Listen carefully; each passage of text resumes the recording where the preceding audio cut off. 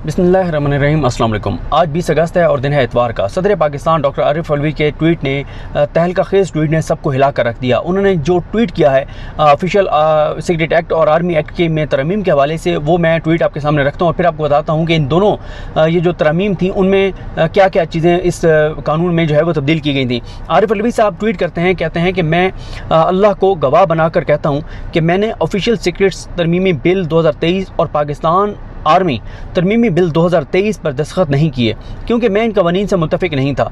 मैंने अपने अमले से कहा कि वो बगैर दस्तखत शुदा बिलों को मुकर्रर वक्त के अंदर वापस कर दें ताकि उन्हें गैर मौसर बनाया जा सके। मैंने उनसे कई बार तस्दीक की कि आया वो वापस जा चुके हैं और मुझे यकीन दिलाया गया कि वो जा चुके हैं। ताहम मुझे आज पता चला कि मेरा अमला मेरी मर्ज़ी और हुक्म के ख़िलाफ़ गया और मेरी मर्ज़ी और हुक्म के ख़िलाफ़ गया। अल्लाह सब जानता है, वो इंशाल्लाह माफ़ कर देगा।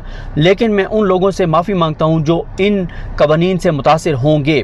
अच्छा, इसमें मामला ये होता है कि जब कोई भी बिल जो है वो कौमी असम्बली से पास होता है, उसके बाद सेनेट से पास होता है, तो उसके बाद वो बिल जो है वो सदर पाकिस्तान के पास जाता है। उनके पास 10 दिन का टाइम होता है। 10 दिन में अगर वो उस पर दस्तखत कर देते हैं तो वो बिल कानून बन जाता है। और अगर वो दस्तखत किए बगैर 10 दिन के अंदर अंदर वापस जॉइंट सेशन के लिए भेज दें कि इस पर दोबारा गौर किया जाए, तो फिर वो बिल कानून नहीं बनता, फिर जॉइंट सेशन के पास ले जाना पड़ता है। लेकिन यहाँ पे मामला यह है कि जॉइंट सेशन हो ही नहीं सकता क्योंकि कौमी असम्बली ख़त्म हो गई है, तो ये बिल कानून नहीं बन सकते थे। तो इस तरह से ये कानून बने हैं। इन पे बहुत सवालात उठ गए हैं और हैरान हूँ मैं उन एंकरों पर, उन साफियों पर, तजज़ियाकारों पर जिन्होंने फ़ौरन ये कहना शुरू कर दिया कि इसका मतलब है सदर के किसी ने दस्तखत जाली किए हैं, सदर को पता नहीं चला। ये कैसे हो सकता है कि सदर पाकिस्तान के कोई जाली दस्तखत कर दे? ये मामला नहीं होता। दस्तखत के बगैर ही वो कानून बन जाता है अगर 10 दिन में उसको वापस ना भेजा जाए। पहले मैं आपको तहरीक इंसाफ का इस पर रद्द-ए-अमल बता देता हूँ, उसके बाद मैं आपको बताता हूँ कि इनमें था क्या, इन ये जो तरमीम थी इनमें था क्या। इसमें यह था कि पहले पीटीआई का मैं आपको बता देता हूँ। पीटीआई ने जो कहा है, उन्होंने कहा कि ऑफिशियल सीक्रेट एक्ट और आर्मी एक्ट में तरमीम के मसौदों पर दस्तखतों के मामले पर सदर मुमलिकत की ट्वीट, पाकिस्तान तहरीक इंसाफ की जनब से सदर मुमलिकत की ट्वीट पर गहरी तशवीश का इजहार।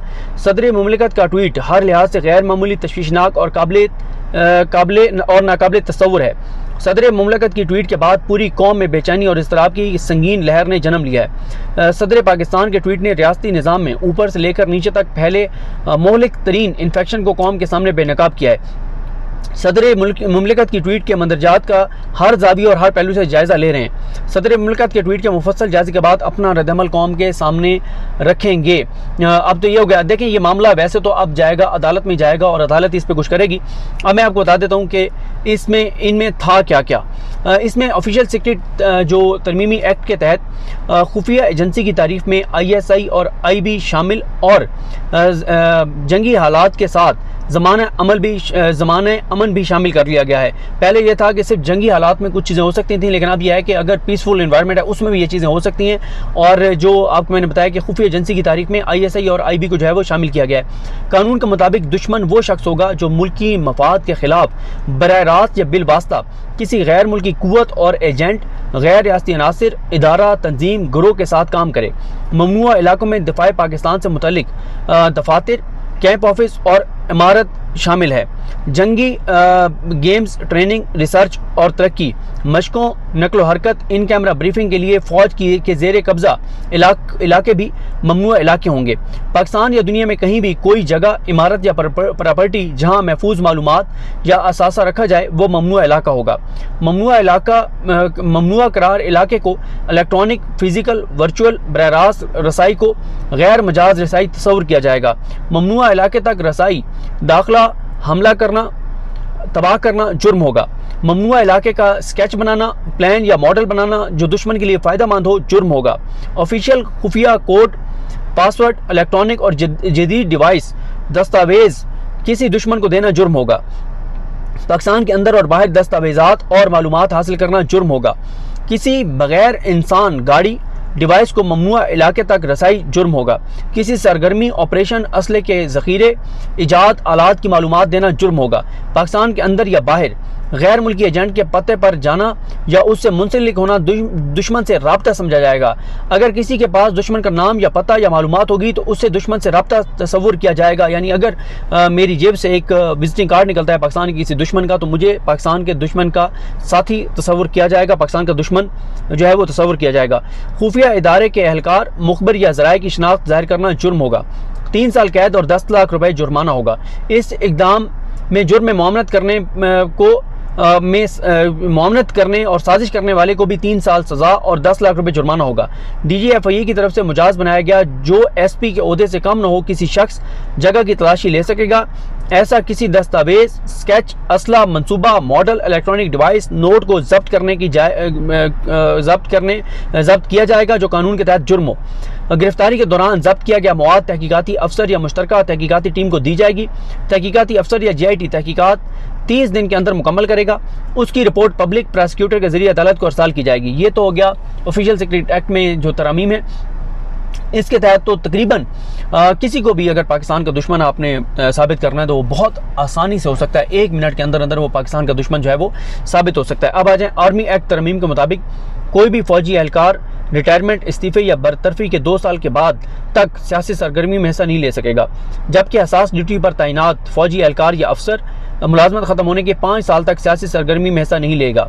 यानी अब क्योंकि इसको मेन कहा गया कि जनरल फैज साहब के गिर्द घूमता है कि अब वो 5 साल तक क्योंकि वो DGI रहे हैं तो वो सियासत नहीं कर सकते, कोई बात नहीं कर सकते, कोई चीज़ शेयर नहीं कर सकते, जो भी उनके पास मालूमात हैं वो शेयर नहीं कर सकते। उसके बाद कहा गया कि खिलाफवर्जी करने वाले को 2 साल तक कैद बामुशक्कत की सज़ा होगी। हाजिर सर्विस या रिटायर्ड फौजी एहलकार डिजिटल, इलेक्ट्रॉनिक या सोशल मीडिया पर कोई ऐसी बात नहीं करेगा जिसका मकसद फौज को स्कैंडलाइज करना या उसकी तस्दीक करना होगा। जुर्म करने वाले के खिलाफ कार्रवाई आर्मी एक्ट के तहत होगी। सज़ा इलेक्ट्रॉनिक क्राइम एक्ट के तहत होगी। आर्मी एक्ट के तहत कोई हाजिर सर्विस या रिटायर्ड एहलकार अगर फौज को बदनाम करे या उसके खिलाफ नफरत अंगेजी फैलाए, उसे आर्मी एक्ट के तहत 2 साल तक कैद और जुर्माना होगा। सरकारी हैसियत में मुल्क की सलामती और मफाद में हासिल मालूमात के गैर मजाज इंकशाफ पर ऑफिशियल सीक्रेट एक्ट और आर्मी एक्ट के तहत निपटा जाएगा। 5 साल तक सख्त सज़ा होगी। 5 साल तक सख्त सज़ा होगी। पाक फौज वफाकी या सूबाई हुकूमत की मंजूरी से कौमी तरक्की और कौमी या स्ट्रेटजिक मफादात की सरगर्मियों की बिलावास्ता या बिलवास्ता उसको शुरू कर सकती है। इसमें एक तो यह है कि जो एक एतराज़ होता था कि फ़ौज जो है वो कैसे कोई भी बिज़नेस कर सकती है, कोई भी काम में SAFC और ये सारा उस सारे को ज़ाहिर एक लीगल कवर दिया गया है। तो ये सारे मामलात हैं। ये 2 तरमीमी बिल जो हैं ये कानून बन चुके हैं क्योंकि 10 दिन में वापस नहीं आए थे, लेकिन सदर पाकिस्तान अब ट्वीट करके कह रहे हैं कि उन्होंने ये वापस भिजवा दिए थे। अब ये सारा मामला जाएगा सुप्रीम कोर्ट ऑफ पाकिस्तान में। जब ये चैलेंज होंगे वहाँ पे होगा, सुप्रीम कोर्ट इस सारे मामले को देखेगी और अब ये भी देखना है कि सदर पाकिस्तान अपने उन मातहत लोगों के खिलाफ क्या कार्रवाई करते हैं जिन्होंने सदर पाकिस्तान आरिफ अलवी साहब की बात जो है वो नहीं मानी। ये इस ट्वीट ने पाकिस्तान में एक कोहराम बर्पा कर दिया है और बहुत हैरान कर दिया सबको। ये तहलका खेज ट्वीट है कि आरिफ अलवी साहब जो सदर पाकिस्तान है, जो अहम पोजीशन पे है, जो सुप्रीम कोर्ट कमांडर हैं पाक फौज के, वो इतने बेबस हैं या उनको इतना बेबस कर दिया गया है कि उनके अहकामात पे उनका अमल नहीं कर रहा। और इतने अहम मामले में ये दोनों जो हैं ये बिल बन गए हैं, ये बिल जो है कानून बन गए हैं और उन्होंने माफ़ी मांगी आरिफ अलवी साहब ने कि जो भी इससे मुतासर होगा मैं उससे माफ़ी मांगता हूँ। अब इस पर क्या होगा, फर्दर किस तरह से चीज़ें आगे चलती हैं, ये जैसे इसकी तफसीलात आती हैं या काउंटर इसका जो भी आर्गूमेंट आता है वो आपके सामने रखेंगे, लेकिन अब तक की ये तफसीलात हैं। और साथ में आपको बताता चलूँ कि जो असद उमर साहब हैं उनको भी गिरफ़्तार कर लिया गया है। और बाकी खैर ये जो गिरफ़्तारियों वाले मामला हैं ये सारे इन पे ज़रा बात करेंगे शाम में, और क्या डेवलपमेंट्स होती हैं, क्या क्या चीज़ें। मुझे अपनी दुआ में याद रखें। अलग हम सबका हमें नासर। अल्लाह हाफ़िज़।